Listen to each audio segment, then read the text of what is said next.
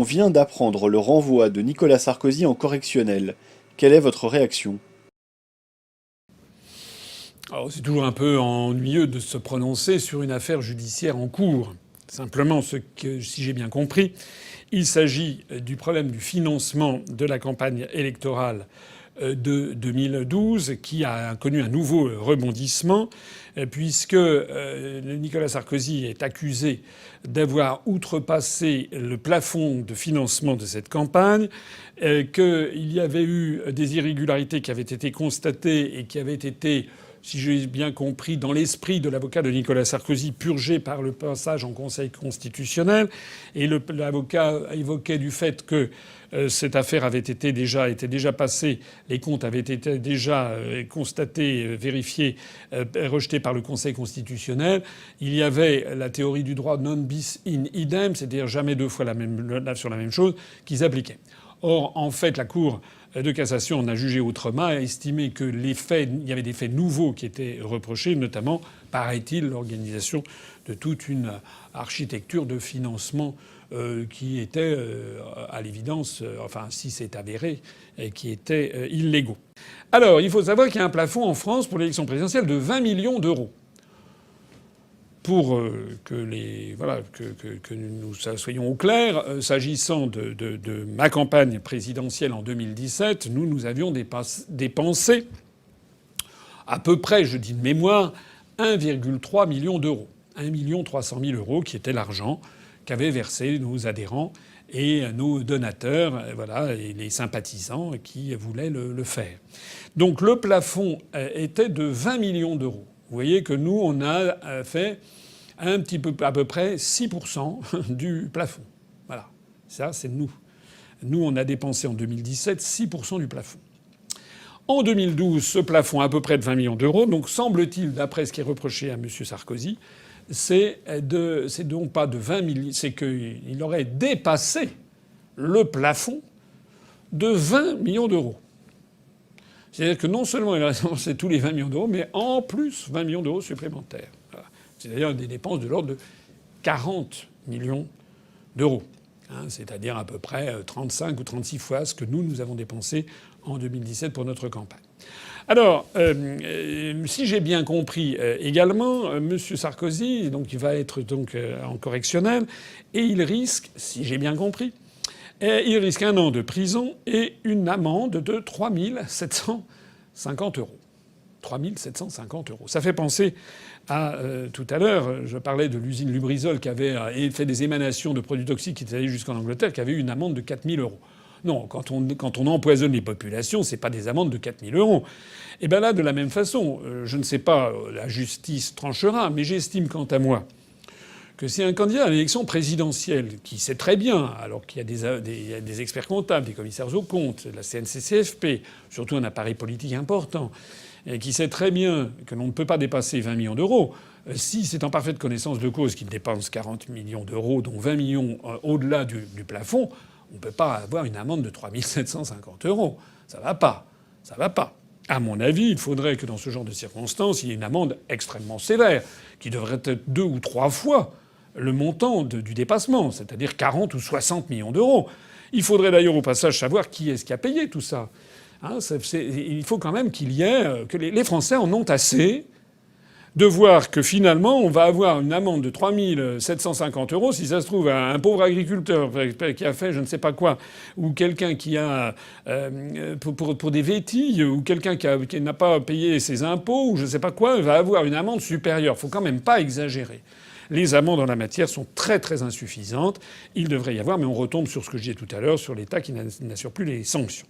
Mais Macron, parce que Nicolas Sarkozy, on parle d'une affaire qui remonte maintenant il y a 7 ans. Alors il est normal que la justice passe, mais Macron, c'est en ce moment qu'il faut s'y intéresser. Macron, en 2017, quand, selon les comptes de la CNCCFP, moi j'ai dépensé 1 200 000 ou 1 260 000, enfin un peu moins d'1 300 000 euros, je le disais tout à l'heure. Emmanuel Macron, lui, a dépensé plus de 16 millions d'euros sur son compte, c'est-à-dire 10 fois plus d'argent que nous. Ça reste sous le plafond, mais il y a eu quand même un certain nombre d'irrégularités, notamment l'origine de fonds qui n'ont pas été comprises par la CNCCFP, qui l'a signalé.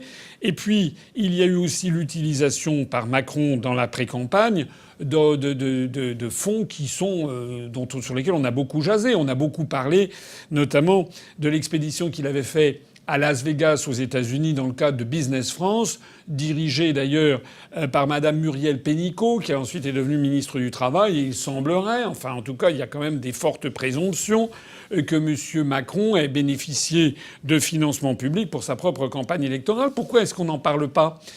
Sur les comptes de la CNCCFP, d'ailleurs, il y avait des députés des Républicains qui avaient saisi le Conseil constitutionnel au sujet de la validation des comptes de Macron, compte tenu des irrégularités constatées, et le Conseil constitutionnel avait validé néanmoins les comptes de Macron. Donc tout ceci pour dire qu'il y a derrière toutes ces opérations, bien entendu, des opérations de nature politique. Je voudrais conclure sur un point qui m'est cher. On s'intéresse beaucoup à ces questions d'argent, et c'est normal. C'est justifié que l'on s'y intéresse. Mais néanmoins, je trouve assez extraordinaire que la CNCCFP, la loi, s'intéresse à un plafond de dépenses financières de 20 millions d'euros, mais ne s'intéresse pas, en revanche, à l'attribution des temps de parole et des commentaires faits dans les médias. Parce que c'est là que le bas blesse. Parce que M. Macron, d'après les comptes, a dépensé 10 fois plus d'argent que le candidat Asselineau pendant la présidentielle de 2017. Mais le rapport du temps de parole dont il a bénéficié dans les grands médias, et non seulement dans les grands médias audiovisuels, mais également les médias papier, et en plus de ça, non seulement son temps de parole, mais toute la propagande qui a été faite, est d'un ordre de grandeur qui rend presque ridicule les contraintes financières. Je voudrais prendre un exemple. Je me suis renseigné. Au moment de la Coupe du monde de football de 2018, en quart de finale, il y avait le match France-Uruguay. Et j'ai découvert que le spot publicitaire de 30 secondes sur seulement TF1, le spot publicitaire de 30 secondes avant le match France-Uruguay en 2018 de la Coupe du monde de foot coûtait 260 000 €. En milieu de match, pendant la mi-temps, c'était 255 000 €. Et en fin de match, c'était 250 000 € pour 30 secondes. Alors c'est vrai que sans doute, c'est des tarifs les plus élevés, ce qu'on appelle le prime time en anglais, c'est-à-dire le moment où il y a le plus de monde. Je crois qu'ils ont eu des scores jusqu'à 16 ou 17 millions de téléspectateurs en même temps.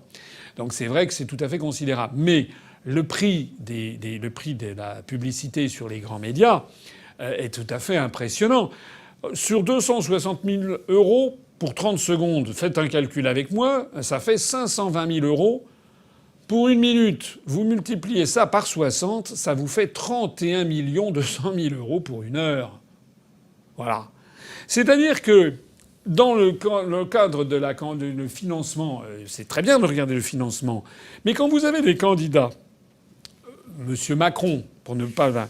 qui a eu droit à des heures et des heures et des heures et des heures sur TF1, sur France 2, sur France 3, pour ne pas parler des radios, etc. L'équivalent en argent, ce sont des millions, des dizaines, peut-être même des centaines de millions d'euros, alors que nous, on a été très chichement traités, c'est le Pompidou, on n'avait quasiment rien, et les commentateurs soit ne parlaient jamais de moi, soit parlaient de moi de façon dépréciative. Alors que Macron, eh bien, il était de direction de lui de façon toujours laudatrice. Voilà ce que je voulais dire. C'est-à-dire qu'il ne faudrait pas que les Français pensent que, à partir du moment où on regarde à la loupe les financements des campagnes présidentielles, la démocratie française est saine. Non, pas du tout. D'abord, j'estime que le plafond ne devrait pas être de 20 millions d'euros. Nous, on avait fait une campagne qui était une campagne avec des grands meetings en province, avec 1 300 000 €. Moi, je pense qu'on pourrait très bien avoir des campagnes à 2 millions d'euros. Voilà, pour les candidats à l'élection présidentielle, parce que finalement, pas besoin de dépenser des mille et des cents. Et puis, d'autant plus d'ailleurs que pour les partis politiques, les grands partis politiques, c'est souvent l'argent du contribuable qui est mis à profit. Et puis pour le reste, eh bien, il devrait passer dans les médias. Et dans les médias, il devrait y avoir une égalité de traitement et non pas l'inégalité de traitement. Voilà. Tant qu'on n'aura pas réglé ces problèmes-là, on ne pourra pas dire que la France est vraiment en démocratie, puisqu'il suffit d'avoir une orchestration médiatique pour faire élire un âne à l'Élysée. C'est d'ailleurs ce qui s'est passé en 2017 et ce que beaucoup de Français maintenant regrettent d'avoir fait. Mais maintenant, il est trop tard et attendons la suite des événements.